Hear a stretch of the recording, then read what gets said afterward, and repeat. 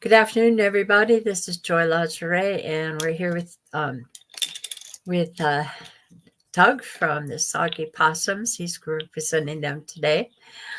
Before we get started, I do want to give a shout out to my sponsor, Luscious Moss, owned and operated by Chad Quist. He's located in Edgewood, Washington. He's very creative, collaborative environment for what he originally started was drummers and leads, but now he's expanded and he's producing my music and he does do production. So he's a really good producer as far as I'm concerned. So if you have any needs, give him a call. He's on Facebook either under Chad Quist or Luscious Moss Studio.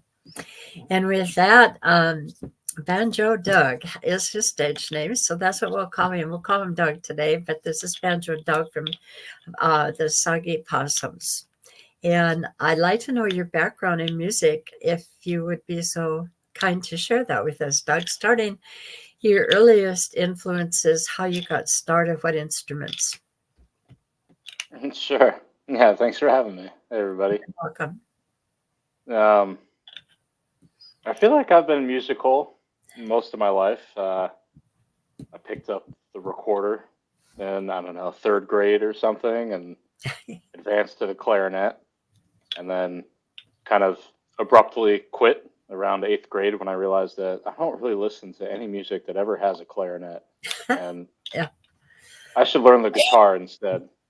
So I got my first guitar when I was 11, and my first banjo maybe when I was 19.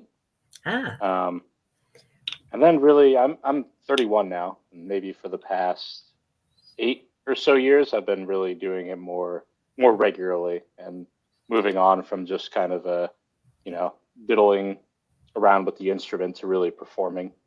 right. So, who were your influences when you started, when you changed from the clarinet to the guitar? Who were you listening to, and what brought about that change? Other than Oh man. the fact that you couldn't hear clarinets playing in most music.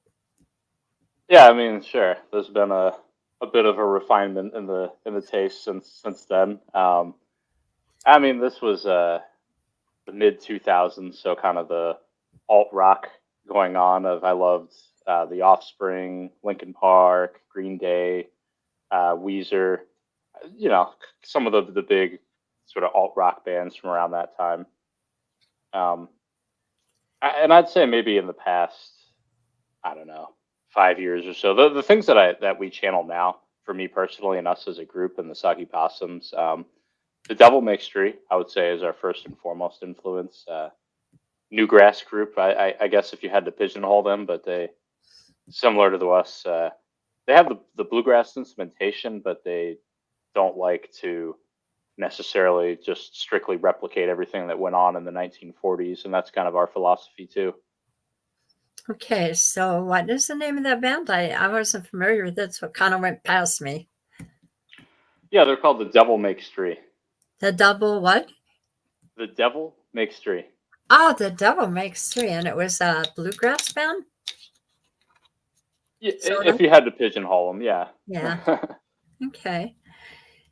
So at 19, you picked up the bass. You have is that not a standing bass? Banjo. I mean, oh, that's right. Sorry. I want you to be a bass player, I guess. Sorry. Yes, you did say banjo. Um, when you picked up that banjo, what, did you have any problems making that switch from guitar? I mean, I've seen some people really good banjo players. Lyle Ronglin is one of them. He plays for various bands, but he used to have a stream show, and he played the banjo, and it looked like Greek to me. So, how do you feel about doing that, and what it was like to learn? Yeah, to some extent, it's kind of easy to start. It's an open G, so you strum it Oh, and it sounds great.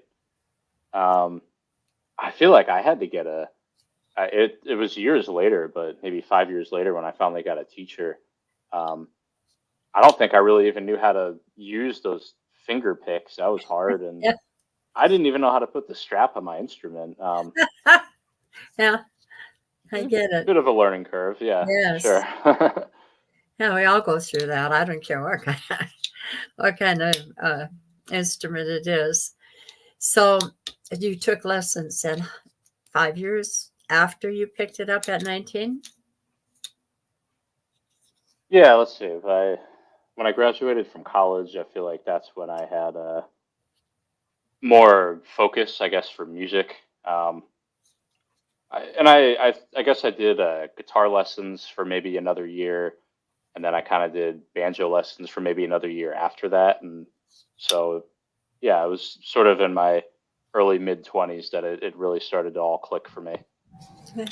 And did that, but to playing the banjo, is that what moved you into to punk grass? Is that what you call what you guys do? Can you Yeah. explain that? What is punk grass?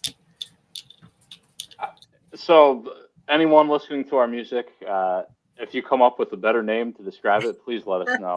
We're always looking for help. Um, yeah, I mean, like I said, we like the acoustic instruments. We have the stand-up bass, we have an acoustic guitar. I play the banjo. Americana music, country music, bluegrass. Ah, It's all good stuff. We like it, but sometimes I feel like you have, I don't know, an archetype for bluegrass of, I don't know, kind of a nerd, to be honest with you. Kind of replicating everything going on in the 1940s. And first of all, I don't have that kind of talent. I mean, I'm not Earl Scruggs. I will never be Earl Scruggs. If you want me to be Earl Scruggs, I will sorely disappoint you. Um, and honestly, a lot of bluegrass. I mean, what it is before the age of electric instruments, it was turns up folk music. It's three chords, real fast, real loud, and real energetic. And I mean, you listen to the type of alt rock in the 90s and 2000s, and it's the same kind of spirit. And these things are not as different as we make them to be, and that's kind of a bit of the vision that we have. right. Yeah, it's sometimes hard to put something in a category when it doesn't exactly fit. Uh, when you, when you, I work with CD Baby when I put my music out on all the streaming platforms, and you have to say what your music is. You have to describe it. And I'm like, okay, let's say, well, what would I do here? I mean, you have to classify it. I mean, you don't want to, but it's life circumstances does kind of make you do some of that from time to time. So, when was your first actual performance where you performed in front of anyone, and was it a paying gig? Define performance. Oh, getting up in front of people playing for anywhere from 15 minutes to 4 hours or more. Let's see. I did a little stint living in Richmond, Virginia, and did one of those sort of bluegrass circle jams. Ah, Um, I don't know if I would call that a gig, but that was kind of my yeah. first experience, kind of like playing with other musicians for the most part, other than maybe a short-lived garage band when I was like 12. Yeah. um, no gigs for that one. And then I guess in maybe 2016, um, kind of shortly after I started to do those jams, the open mics, and man, I was just like nervous and awkward and learning about that stage brain, and like, man, it was so easy at home, and my brain turns to jelly up on that stage. Yeah. No. So a few years of grinding through that, and then um, one of the bar owners at where I used to live in Sacramento, California, Old Ironsides, love that place. He comes up to me, which is that's kind of unusual, and I felt pretty good about it. That was a huge ego boost, to be honest with you. It's like, hey, I'm coming to you. Do you want to play a gig? And I'm like, really? Like, this was kind of to find a band, but sure. I guess I know how to play a gig. Yeah, I'll figure that out. Cool. So is it just you and your bass, or did you sing? Do you sing too? Yeah. So again, banjo, and Yeah, I realized pretty quickly at those open Yeah, mics. I can't. I'm still making you out of like. I apologize. I'm still calling you Banjo a Doug. bass player. I don't know why. Banjo Doug. So, I mean, at those open mics, I mean, it's what I saw kind of in the other places I've lived, and I assume it's kind of a common thing. You've got about 90% of people playing the acoustic guitar, which Right. makes sense. It's the instrument that's easiest to accompany kind of a Right. solo singer songwriter. Um, not too many banjo players, and I'm like, I could be Yeah. just another guitar player, and I'm equally fine at it, or I could be the only banjo player. I'm like, well, that sounds kind of fun. So, what kind of songs were you doing when he asked you? What did you ever go to that gig? I mean, he obviously wanted you to perform. Did you? Yeah, I mean, are you kidding me? Yeah, of course. Yeah, Was it you, or did you have other players with you? not at the time. No, I mean, I was. I prefer playing in a group. I had a little trio. I guess we did play. We were called the Rail Yard Ramblers out of Corvallis, Oregon, and we played a few farmers markets in town, and we played one gig at like a farm, and that was it. Um, yeah, I had a few originals by then. Sort of, uh, I don't know.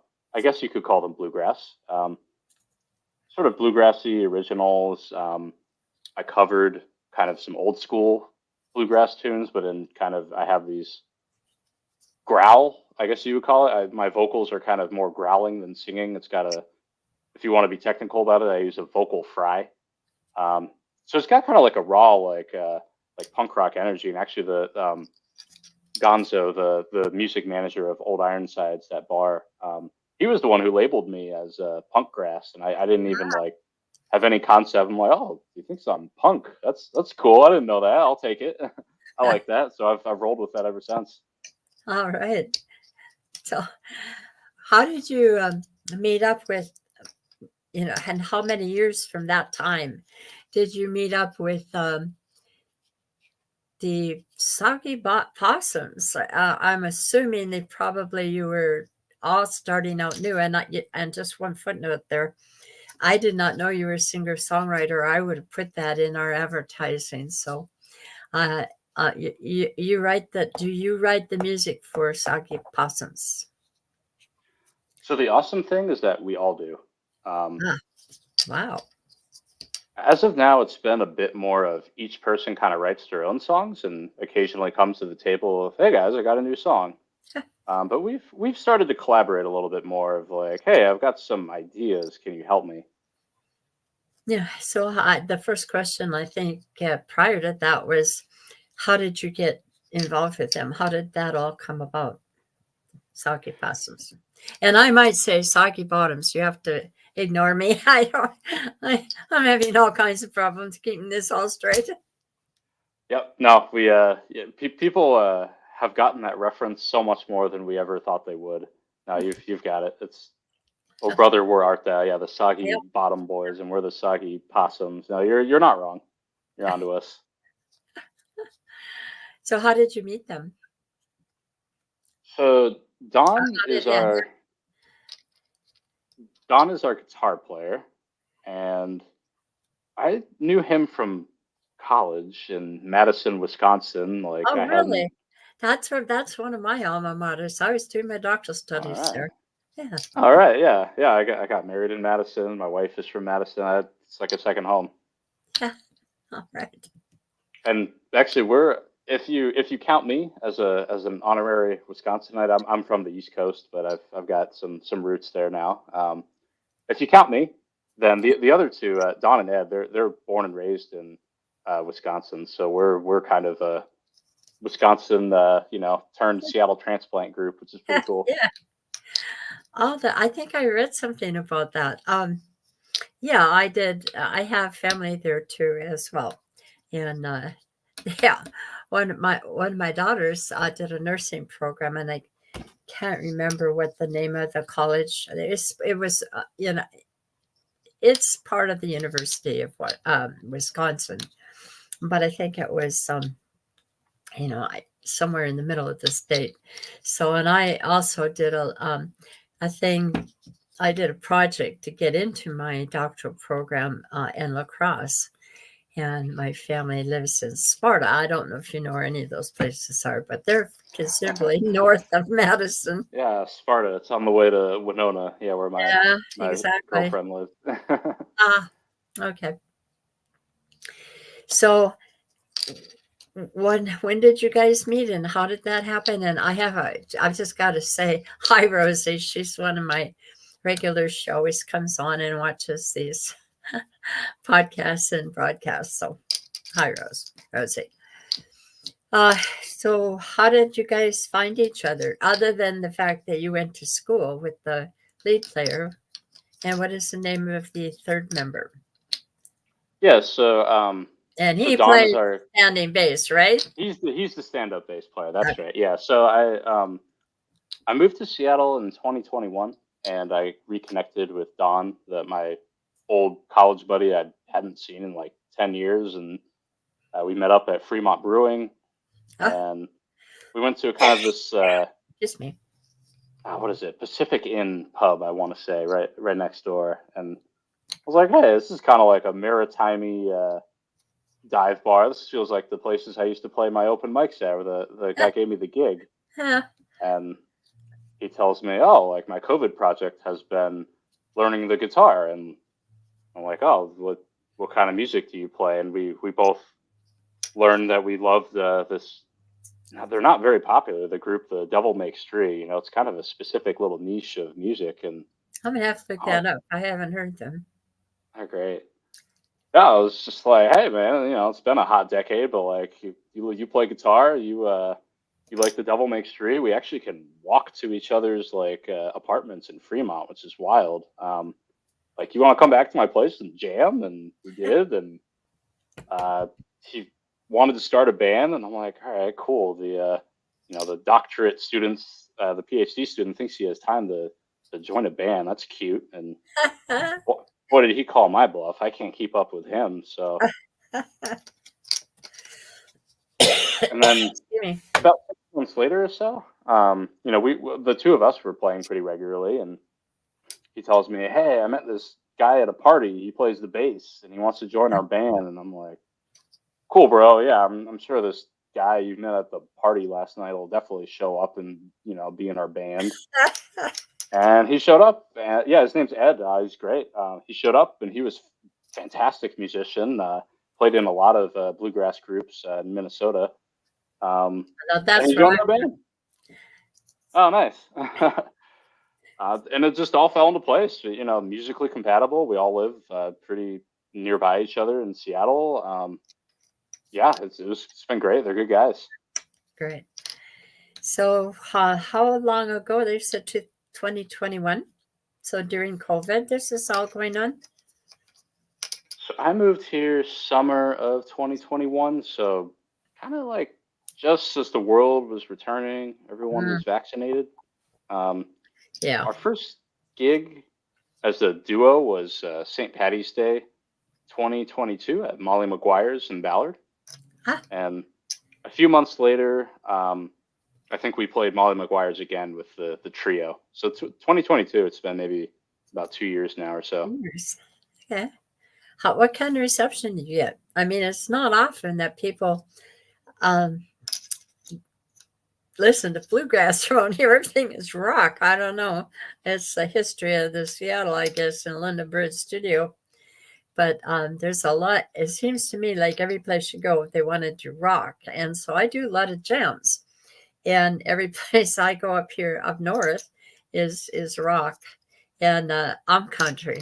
And I've been to a few the circle uh, bluegrass events up in the Maltby area, and they just sort of enveloped me as far and brought me into the fold, so to speak, when I played country. But bluegrass is very distinct, and you don't hear it much, not even on the radio. Alison Krauss maybe being the better known person for that. So, what kind of reception did you get the first time you played out? And when you went to Molly's? What was it like? And what kind of crowd are we talking about? Do you remember what they were like or Are we talking about St. Patty's Day? yeah.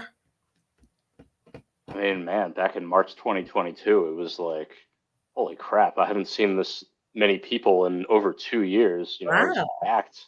Um, Oh, Irish pub on St. Patty's Day. Yeah, it was a dream gig. I mean, rowdy. You know, we're heavier than m- most acoustic acts. Maybe almost every acoustic act. I don't know. And then of course we would look very quiet, I suppose, compared to like a rock band with full electric yeah, right. instruments and drums and everything. So Oh, we kind of thread the needle there. But we play with rock vibes. I mean, we play heavy. We play energetic. And yeah, I like playing to drunk people. They're fun. You know, I like playing to fun people. You know, if it's a quiet sort of contemplative atmosphere, I'm going to disrupt it big time. I feel a little self conscious at all the farmers markets I play. I feel like I'm disrupting the peace, but yeah, yeah, give me a dive bar with some drinkers, and we're gonna have a good time. yeah, gotcha, gotcha. So is your music fast enough for? I mean, how do they dance to this? Yeah, I've been surprised. You know, we really do run the gamut. You know, we I'm sort of the more punk part of the equation, I would say. The other two have maybe like honky tonk, maybe a little folkier kind of stuff. We all play stuff that's all over the place. We'll cover Nirvana. We'll cover kind of Yeah, some old school folk songs for St. Patty's Day. We do like pub songs and sea shanties. yeah. And we play this kind of like waltz that's in like 3/4 time. Hmm. And I don't know how they do it. The audience, just like that, will kind of go from playing real fast music to this sort of slower waltz, and people just start dancing instantly. And I'm just so impressed every time. Yeah, sounds like a good time. It sounds like you guys are doing the right thing. So I think I did put one original song that you guys did on my website, on my website Facebook page, and matured musicians to introduce your band. So when you haven't been around very long with each other. I'd say what now? Your first gig was in 2022, correct? Yep. Yeah. So, excuse me. What is it? Whose music was in the original? Do you remember the one that you sent me? Yeah. I think I sent you the song Downtown, which is an original by Don, guitar player. How did that? How did you? So when you practice, how does it come up that do they just, did he just introduce an original song and y'all started learning it, or was it a collaborative effort? We should do this, that, and the other, or, Yeah. Um, I think he came to us with the verses and he asked, "Where do I go from here?" And ah, I think Ed and I just came up with the most sort of obvious pattern that we could. And we're just like, this makes too much sense. And it just clicked pretty instantly. yeah, got it. So have you, between then and now, have you come up with more original music, and is it more of a collaborative effort, or is it still Don giving the lyrics or you giving the lyrics and you guys deciding among yourselves what needs to be put into it? Hmm. Let's see. Excuse me. Well, everyone, I feel like kind of in their own time, everyone sort of writes songs and they'll bring them to the table. And so far, pretty much everyone who writes the song will sing their own songs Uh-huh. because we all swap singing duties, which is fun. And sometimes it's all three of us kind of in those old school bluegrass harmonies, which is fun. Ah, Um, my process is like, you know, it sounds like a sort of pretentious artistic thing to say, but like sometimes I just feel like the inspiration flows through me, and I am just the vehicle. I never sit down and say, I'm gonna write a song. Like the song writes me. You know, I Yeah. just Uh-huh. I wake up, or it's always late, like way late in the morning than I'm ever usually up. You know, I'll wake up at like 3 in the morning, and I just run to my home office, and like it's here. You know, Yeah. then the lyrics just pour out in an hour, and then it's all done. So totally, utterly random. Um, Do you write the music at the same time, or you just get the words that time of night?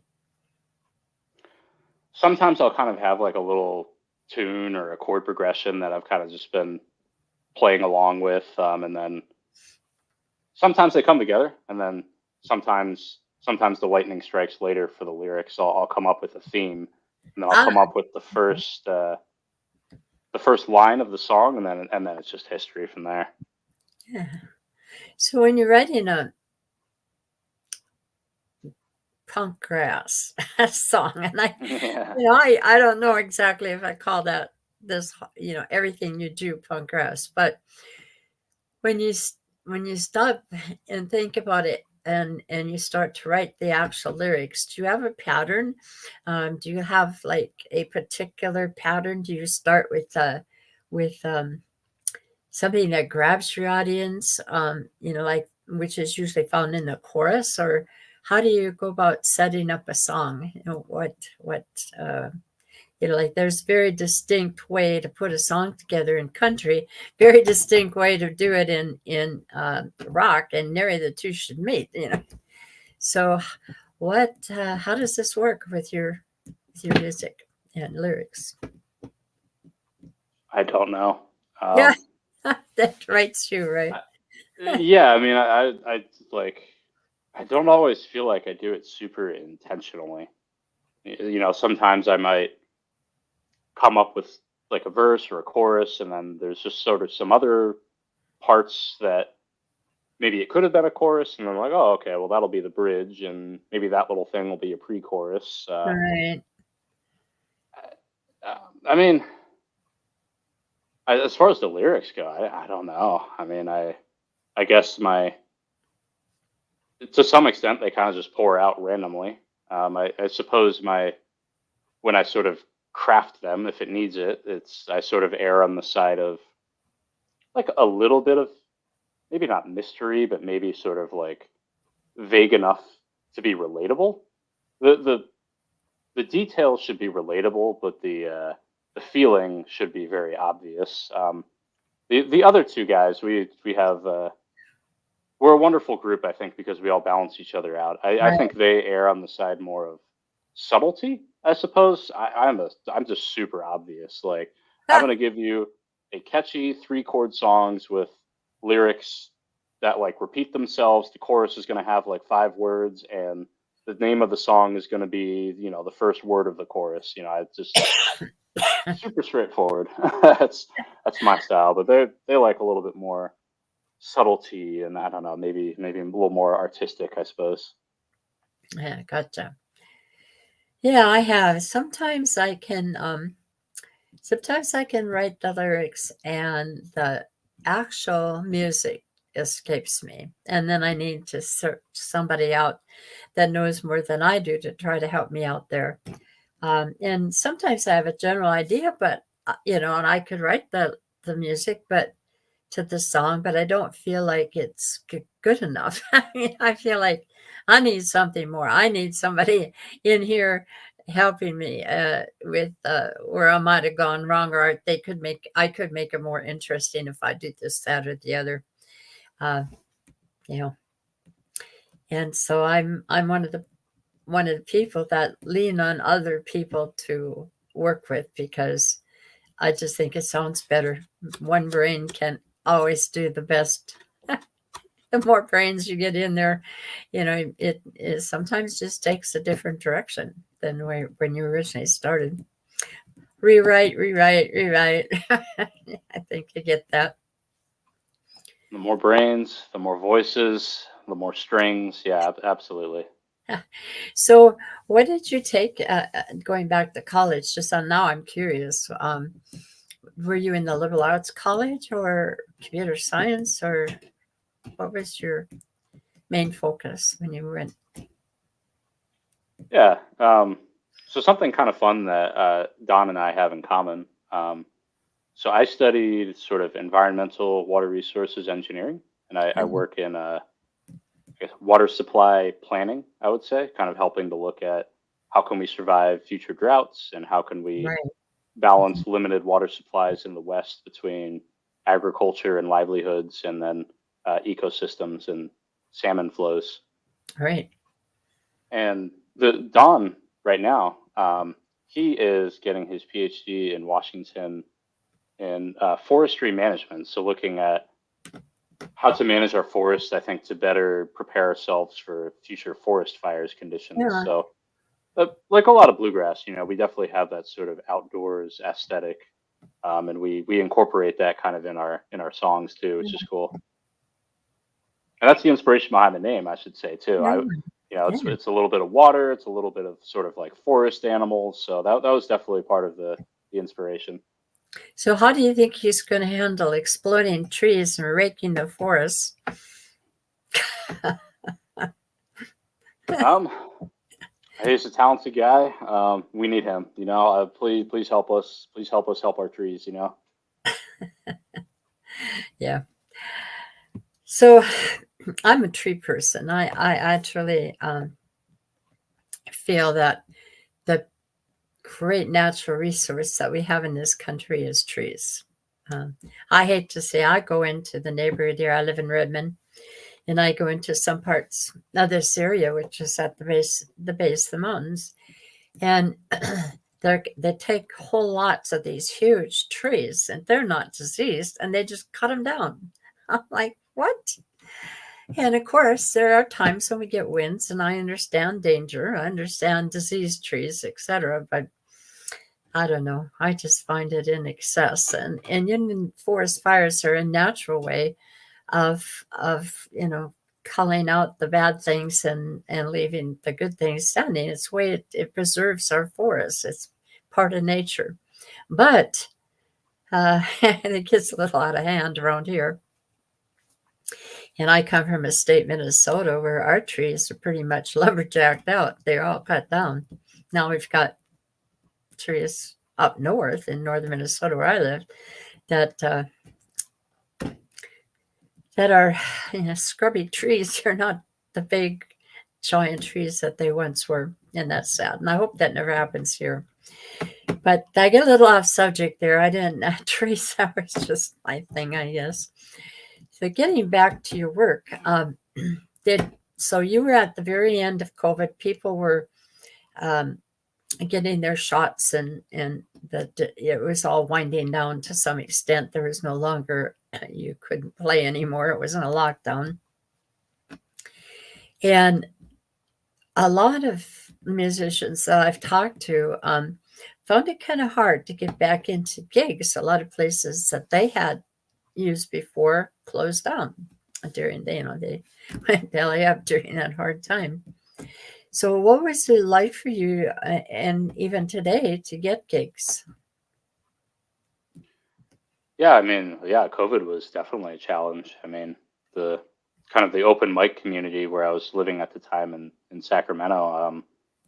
Those were my friends, and I mean that was the glue that brought us all together was those events, and bringing people together in a crowded bar to all shout and spit is surprisingly not very good during COVID. Yeah, Yeah, I mean, so yeah, I was sort of lost in terms of like trying to ever find a group or gigs for a few years, and then kind of right place, right time, moved kind of as COVID was winding down, found the right people, kind of by chance a little bit. It all right, clicked, and um, yeah, I mean, certainly. I mean, the effects of the venues though is still going on.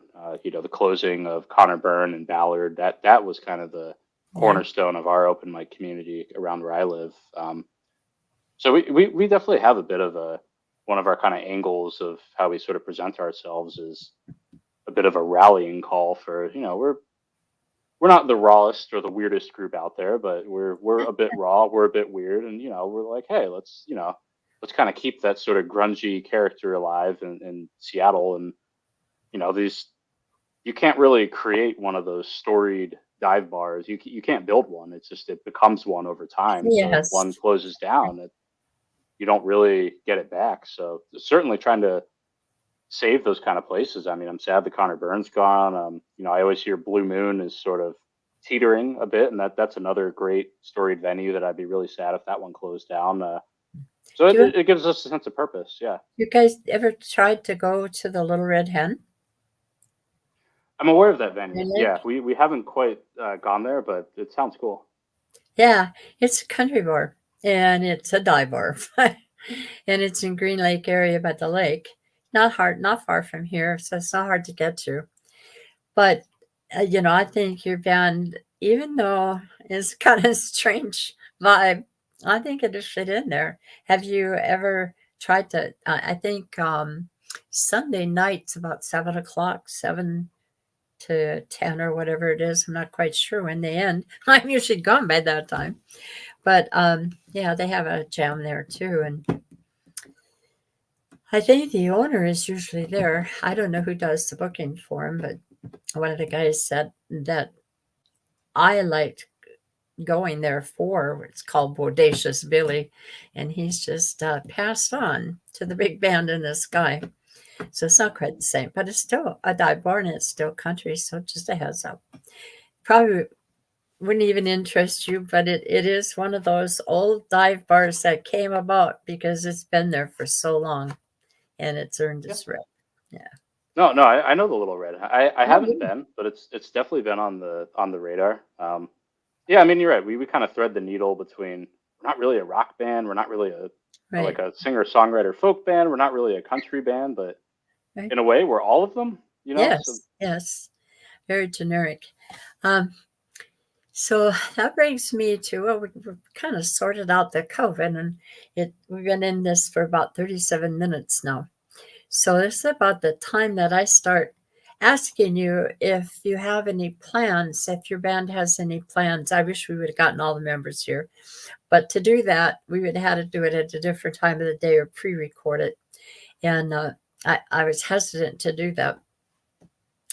So a lot of the people that are aware that every Monday at 2 o'clock I have a podcast know when I'm going to be on, and they contribute. And most of these people work, so I don't always get a lot of people online with us. We have one person that I know of today, but there are others that are watching on YouTube we can't see and we're not getting feedback on.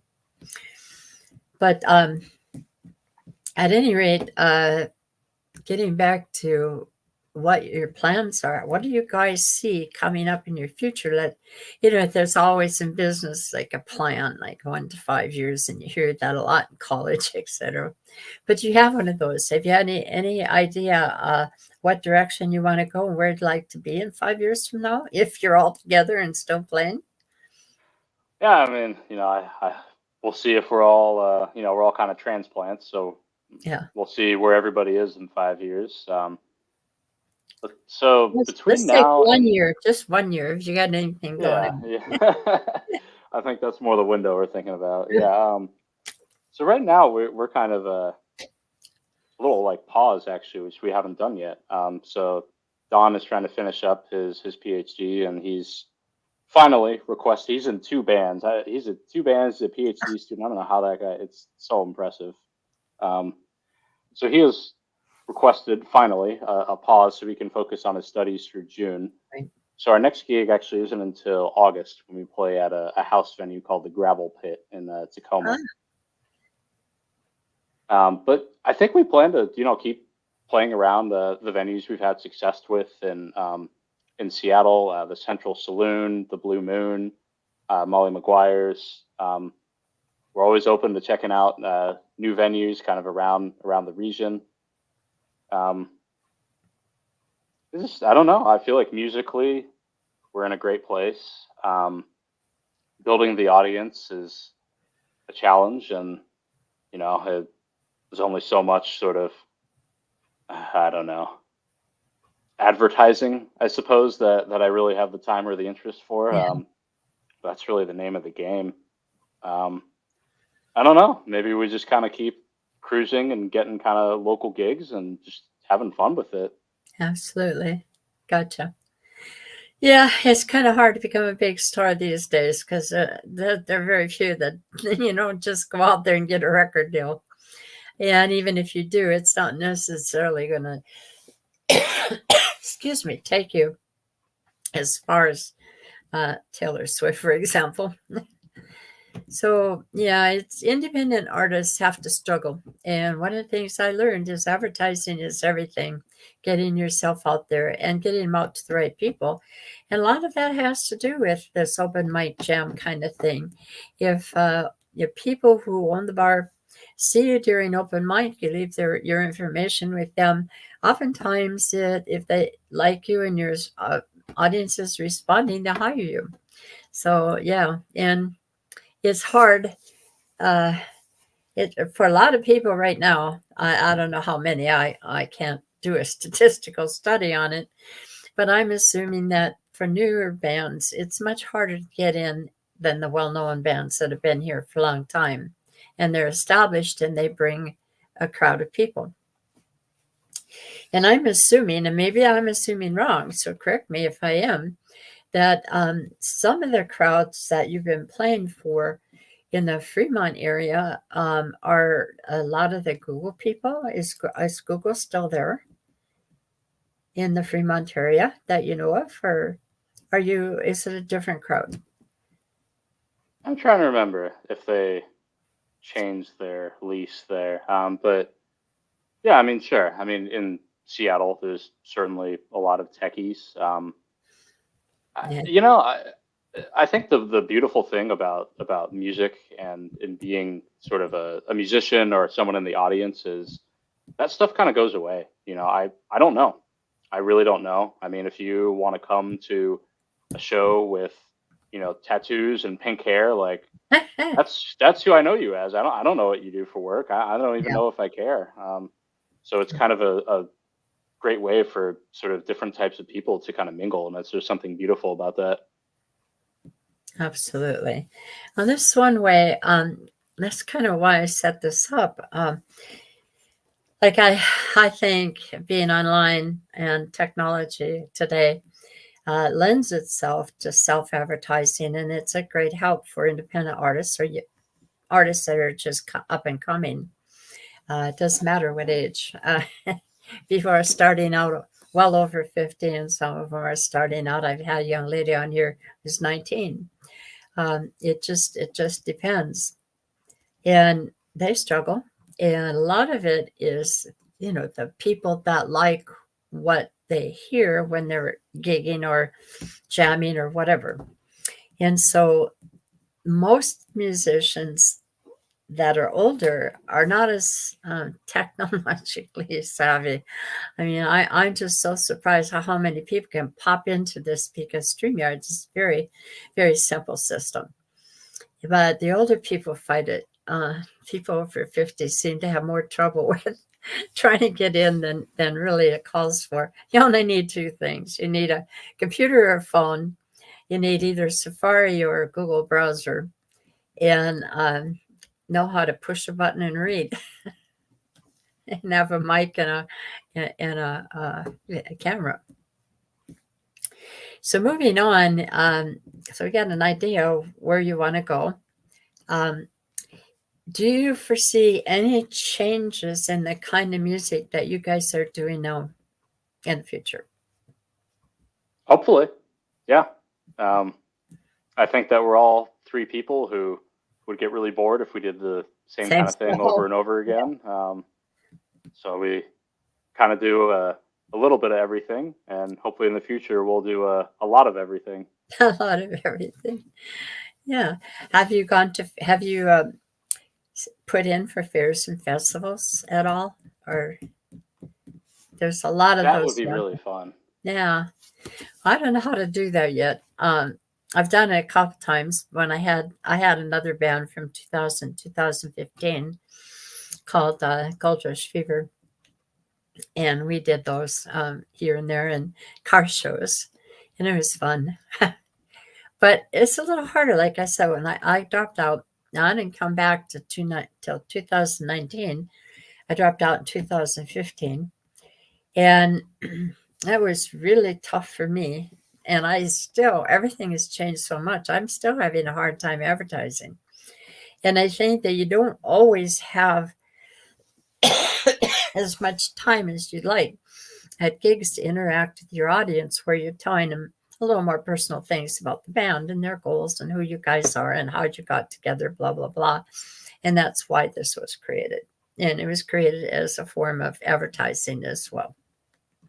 So, how do we find your band and where can we go? I know, of course, because I've done it, but where can we go? And I also know that you're on YouTube. Do you have a YouTube channel as well? Yeah, right. And that, thanks, Joy, for getting this group together and building everyone up. This is, you're right. Advertising is, the music's easy. Advertising and getting the people to come to your gigs, that's the hard Yeah. part. Yeah, we're on pretty much all the socials except the one that people really use to listen for music.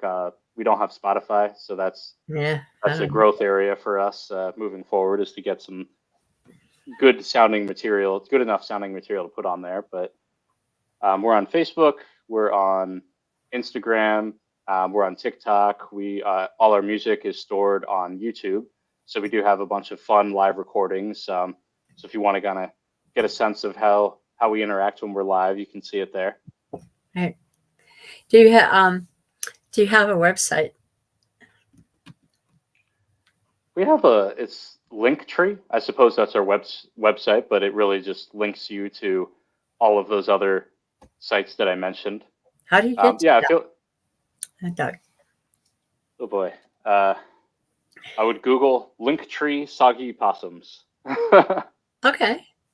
And it's fairly easy to use for most people. Yeah, Linktree is a piece of cake. And what it really is, I see a lot of bands use that to.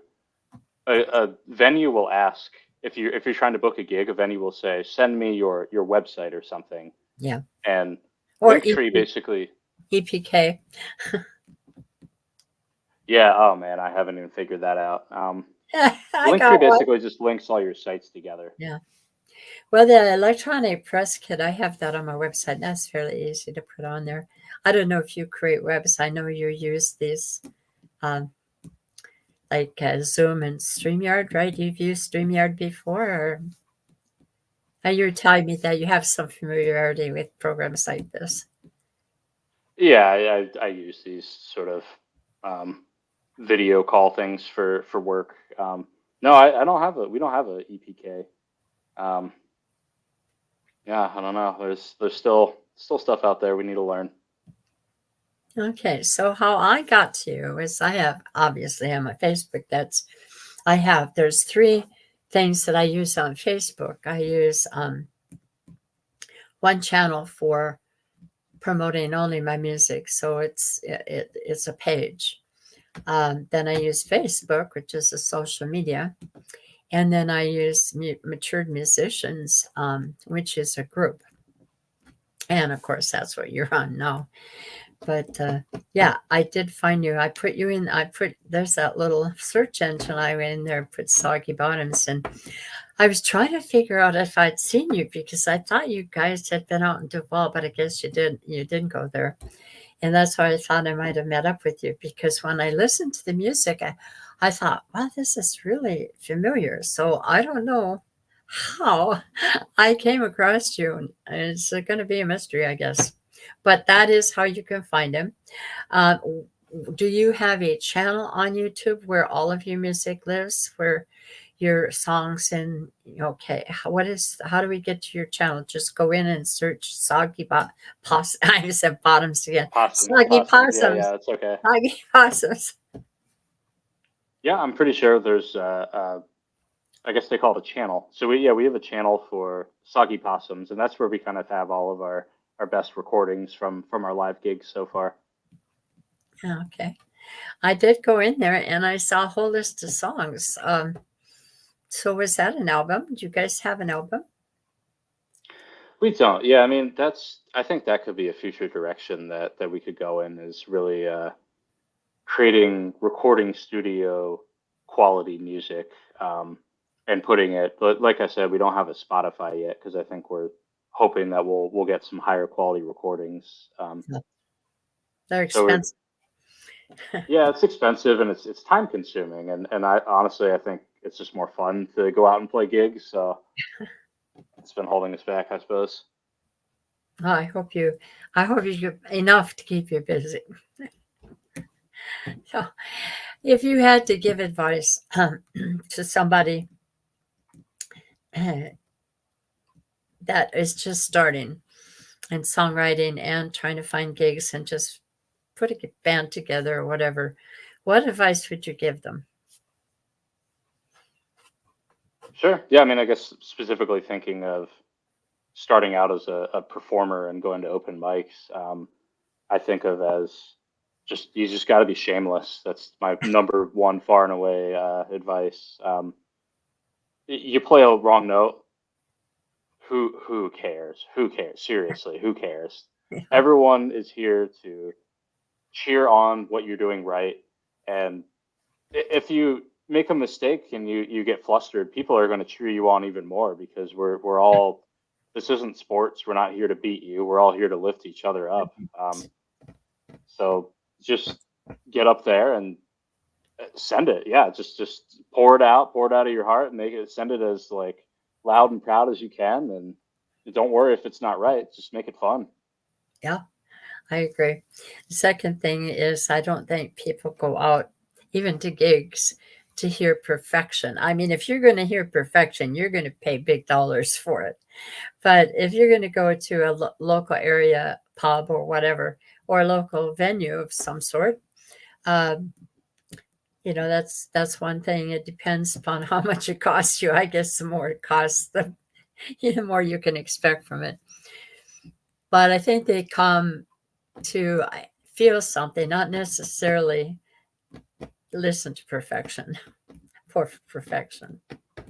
That's my personal philosophy, but I'll throw it out there for to promote local musicians. The difference between a local musician that you pay $5 for and a world touring artist you pay $100 for, one has a bigger audience than the other. It doesn't mean that one is. There are I some love it. massively talented local musicians that maybe they are playing perfectly. I'm not. I'm not. So, but some people are. I hear you. But the longer you play, better you get. Or at least I work towards getting better all the time. Uh, I had a thought and it just left me. Oh, well, must not have been important. Um, we have about 8 minutes, no, 7 minutes to go. So I'm going to ask you, although you haven't been up there that long, what's the best time you ever had that made you say to yourself, this is why I'm doing this? The answer came to me instantly. Yeah. It was our favorite place, Molly McGuire's in Ballard in Seattle. We played a Halloween. I mean, we must have played like at least two sets. Probably about 12:45 in the morning, the Saturday before Halloween. You know, we're all dressed up. I'm dressed up as like a spooky possum or something, and the lights go totally out. No. I thought it was a joke. Like, Oh, I look around the other guys. I literally have my banjo in my hand. I'm putting it in my case. The lights are go totally out. I look at the other like we're going back on, right? Like this is our moment. Like oh, they pulled the this is a fun like prank that they pulled on us. oh, It wasn't the power just went out in the neighborhood, all across the neighborhood. The some of the locals they went and they got a they lived like across the street and they got some candles and I'm like, man, we play acoustically. oh, I oh, sing so loud, like oh, our instruments are all acoustic, like let's do it. And oh, we played in the candlelight and we did like one oh. final set at like one something in the morning on the Saturday before Halloween. So that yeah, that was awesome. Ah, yes. I bet that was fun. I mean, it would be tragic in some ways because you don't have the sound system working, and so you can't project a lot of things. We don't need it. We've got acoustic instruments and we sing very loud. Yeah, exactly. That would have been the fun part. So, what was the worst time you've ever had? Obviously, that could have been the worst time, but it sounds like to you it was the No, best no. time. There's nothing worse about that. Oh man, I mean, I, like I wouldn't really say a bad time, but maybe sort of like a time to grow from. Growth Yeah. area would be. Yeah. I like I said when I first started the open mics, like I'm not even really the type of person that's overly nervous about public speaking, but man, just the adrenaline up there, like Yeah. my brain just Yeah. turned to jelly. Like it's like if you had like 5 shots of espresso or something, and it Yep. took me a while to, it's powerful, right? And maybe like a absolutely athletic wild horse, like you need to be able to tame that, and so that stage brain, like, I wouldn't know what to say. I just would like forget the words. I wrote songs about forgetting the words. It's called the struggle bus. Oh, yeah. I've been Just there. feeling so awkward, God. And eventually, like, that was the big growth process. Taming that wild stage brain. Like, you cannot, even the simplest song, you can't practice it enough. Like, and kind of in the moment, sometimes just you're not going to get the little finesses maybe that you were doing at home, but Right. Right. just bam out those three chords and just keep singing. And eventually I was able to work that as like, now that that horse works for me. That crazy stage brain is like my fuel. That espresso is, it's my power. So Yeah. that's been an awesome process. Yeah. I have to play with players. I'm just a rhythm player. I just play guitar, play rhythm, like three chords and truth. And it's gotten a little more than that lately. And then I'm in a group with, okay, now I got a lead who plays rock. There's no beans about country. I got a drummer who kind of knows country sometimes, or I have a bass player who's like, "What the hell? I got to work with a drummer, and I don't even know what you're doing." And it gets to be a real challenge to get everybody on the same track, and the songs never sound the same. I mean, they don't sound like the covers that like the cover original cover song, and it is really interesting because it helps me get ideas on how to write song or what song I want to write or what music I want to put on it. I mean, because it's all improv. I mean, it's you go up there, they don't know it, you've got to lead them, they've got to follow you, and it's totally improv. Sometimes the beat is so different, you don't even recognize the song, but it's a challenge. And I don't care how many times I practice by myself, it never comes off like that the first few times when I'm up there. So you can get off track real fast. I've learned. Yeah, I used to say, "Oh, I'm gonna jump off the highest bridge in Seattle." Yeah, but I've gotten Oh used to no. it. I've gotten used to it, and I cope with it now. But it took a while. It took a while. Well, we're almost to the end, and I think we kind of covered a lot of ground and left a lot out too. I would have loved to have the other band members. I think we're going to have to in the future. If you'd like to come back, I'd like to set up something where we can have everybody together. Do you think that is possible? That'd be great. Yeah, I'm sure Don or Ed would have a great time on here. They're fun guys. Okay. What I like to do, the first time I did it, there's a thing on this program that you can pre-record, and then it'll play at 2 o'clock. And it's not live, so it's not like people can interact.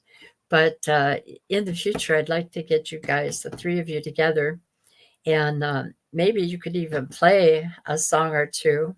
Uh, I just get rid of me, and then there's a bigger screen there. So I'll look forward to working with you guys in the near future. Okay. Yeah. Well, thanks everyone for tuning in, and thanks Joy for building up the music scene and getting the word out there. Thank you. This is great. Thank you. I hope it helps. I hope it helps. I hope it helps everybody I've interviewed. I've got people that have been doing it for quite a while, and then I have people just coming up like you guys. And it seems like whenever after they're off of this show, they just take off. I don't know what it is. I don't know if it's because of the show or because it excites them to go out and do it, or I'm not sure, but it works. So thank you so much, and again, and your representation of Soggy Possums today. I appreciate having you as guests, and good luck in the future. And I'll have hopefully the whole band back. That'd be great. And if I can throw in a plea to the audience, if there's one thing that you can do, I mean, you as the audience, you can help local musicians. You really can. Go to Absolutely. shows, bring your friends, tap those likes on the social medias, even if you don't really interact with them. Just having the Right. followers really helps, and just spread the word. Absolutely. Well, thank you so much. You guys have fun in the future, and I'll be contacting you. Yeah, probably in 6, 7 months or so down the road. Sounds good. Thanks, Joy. Thanks All everyone right. for tuning in. Bye. Bye, Bye. everybody. All right. Thank you again. Thanks. So that ends it for today. I have another show coming up. I meant to look at that before I came on, and I didn't. Let's see if I can find it now. April, I believe, is the next show. And I have Josh Altek. He has, I believe, some new songs coming out. He's been on this Joshua, and he's been on my show before. So stay tuned. I will be putting the information out for you to see on Facebook and Matured Musicians. In the meantime, I'll see you down the road. You'll have a good time. And sorry I'm coughing, but I get this god awful cough I can't get rid of. Bye bye, guys. Happy Easter, everybody.